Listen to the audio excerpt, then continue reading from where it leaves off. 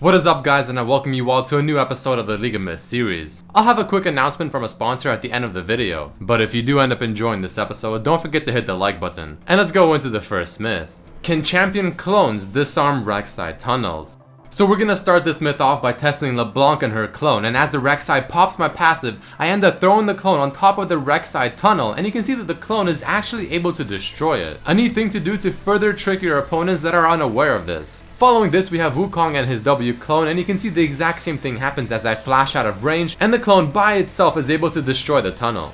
And last but not least, Shaco and his ultimate also, just like I'm sure you can guess, is able to destroy the tunnels. Myth number 2 that was inspired from a video on Reddit: what is the interaction with Ryze's new E ability in Muramana?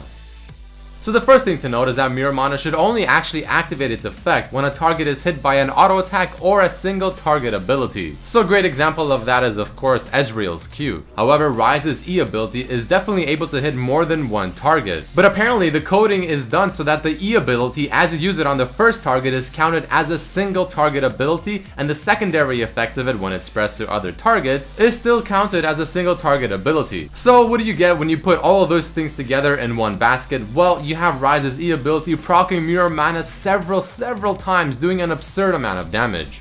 The next myth is asking what is the interaction between J4 Ultimate and Bard's Journey. As per usual with Bard myths, there have been various results. First, we test up the knocking up portion of Jarvan, and you see that right there, even though he hit the Bard, it still didn't knock him up and out of the journey. But after trying again and testing it several times, we realized that you have to get the knock up exactly in the middle of where the person is traveling. But then of course we have Jarvan's ultimate, which also has some wacky results, and in this case you're gonna see Bard go near the end of the journey, and as Jarvan ults the Bard, it doesn't actually do anything in terms of stopping him, even though he still takes the damage. It could have been due to the fact that the wall in that specific area was too thick, because in this example you have Jarvan use his ultimate on Bard at the beginning of the journey where the wall is much thinner, and this time the ultimate is actually able to get him out of the journey and stop him. The fourth myth is asking, can you use Omewrecker on Azir's passive tower creation? So first, for the people that have no idea what this item is, this item has an active effect where nearby towers are actually unable to attack for a few seconds. Now the question is, will this also apply to Azir's own created tower? And as Teemo uses the Omewrecker, you can see that it actually does apply to Azir's tower and it prevented it from attacking. Could be a nice little tactic to use against Azir's passive. And the final myth of this episode, can a Katarina use Thresh Lantern to proc Luden's Echo?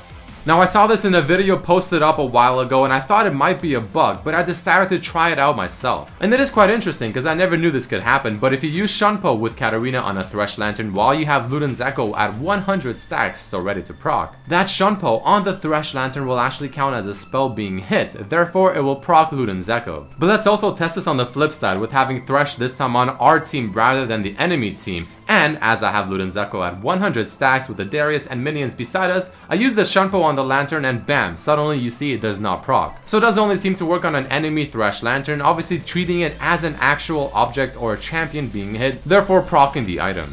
So before I end off this video, I want to tell you guys about something pretty cool. Kinguin is actually doing a pretty cool thing on their website where for only €4 you'll get a random Steam CD key. Now this could be a very expensive game, for instance Grand Theft Auto 5 for only €4, or of course the vice versa in a very cheap game. I'll put a link to it in the description below, highly recommend checking it out, it's a lot of fun and pretty cool. But I thank you all for watching, don't forget to submit your own myths as well, and I'll see you all for the next episode and video. Peace.